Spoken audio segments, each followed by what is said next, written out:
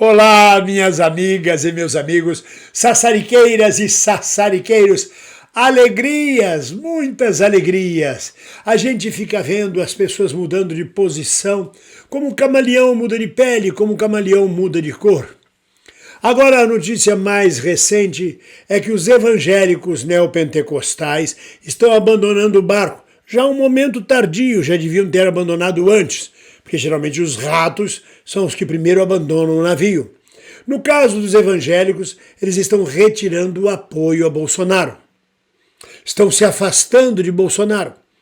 Os pastores e bispos de diversas denominações religiosas neopentecostais estão se afastando, fugindo do Bolsonaro como o diabo da cruz. Aliás, falando em cruz, a cruz que a gente carrega para poder fazer estes vídeos e este canal é pesada, por isso que a gente divide ela com vocês. Eu quero pedir que deem like, não se esqueçam de dar like no vídeo se estão gostando, de fazer comentários para provocar engajamento do algoritmo e tornem-se membros. Ser membro é muito importante. Não esqueçam de enviar o Pix, olha o Pix aí embaixo. Mas passado este momento comercial, cultural, voltemos a esta posição esdrúxula, mas não tão esdrúxula, dos evangélicos. Ela é mais comum do que se pensa. Desde que o mundo é mundo, os sacerdotes, os xamãs, os feiticeiros, os bruxos, de cada tribo, de cada clã, sempre têm o poder político. Os xamãs dos índios americanos, os pajés brasileiros, os pastores evangélicos, os cardeais da Inquisição, todos eles, todos os rabinos das tribos de Israel, todos sempre almejaram o poder. A religião e o poder sempre andam junto. A Igreja Católica dominou o interior e ainda domina o interior do Brasil com muita força.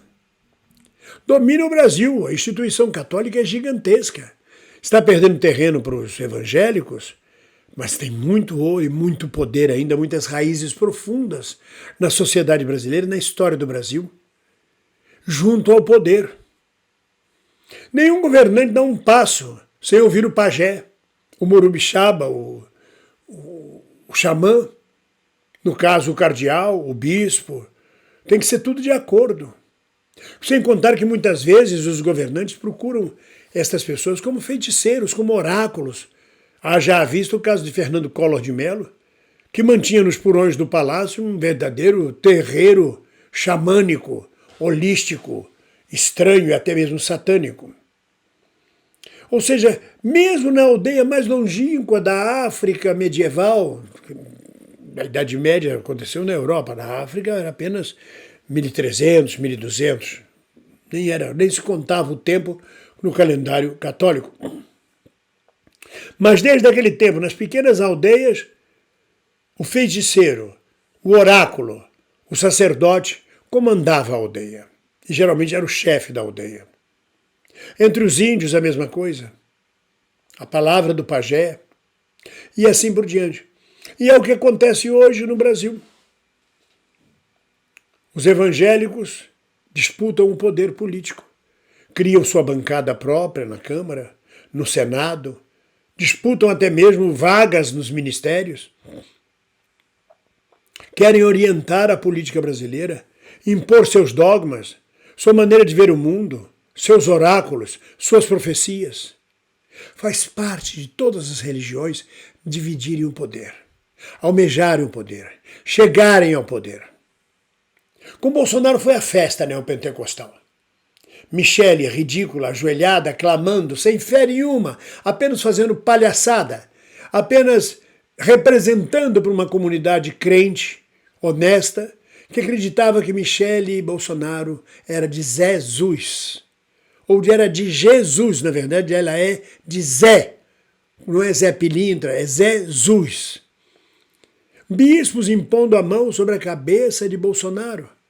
Presidente da República, o chefe da República, o executivo mor, era dominado com a mão sobre o chakra coronário, colocado por bispos vulgares, medíocres, pecadores, mas que tinham ascensão e poder sobre a presidência da República. Foi a festa. O governo Bolsonaro foi a festa do que há de mais reacionário, de mais conservador na religiosidade brasileira. Com o fim do governo, essa gente não quer perder o espaço. Já se afasta de Bolsonaro, ele pegou lepra, ele está com a peste. Bolsonaro é um perigo, não queremos associar nosso nome a ladrões, a quadrilha, a escândalos. E fazem muito bem, o exército já está saindo de baixo, a igreja, seja ela pentecostal ou católica, também já está saindo de baixo. Bolsonaro vai ficando cada vez mais isolado. É questão de tempo dele parar na cadeia sem ninguém chiar, ninguém reclamar. Já há uma especulação de que as Forças Armadas não se oporiam à prisão dele. Não diriam nada, vai preso porque a justiça determinou. E aí o que fazem os evangélicos hoje? Se aproximam de Lula. Começam a se chegar ao governo Lula, por oportunismo, para estar junto do poder, para tentar tirar seu naco do poder. Não apoiam mais Bolsonaro, mas mantêm a pauta conservadora da vida deles. Contra a homossexualidade, contra o aborto, contra a descriminalização da maconha. A pauta conservadora que faz parte da religião deles. Faz parte dos dogmas religiosos. Eles têm direito de dizer o que eles são contra. Eu posso discordar deles, mas é um direito democrático, de tolerância religiosa, de exercer sua ideologia. O que não é direito é apoiar um governo fascista como fizeram. É apoiar a morte naturalizada como fizeram. É apoiar ladrões e corruptos como fizeram. E agora estão tentando sair de baixo, largando o Bolsonaro no meio da estrada. Por quê?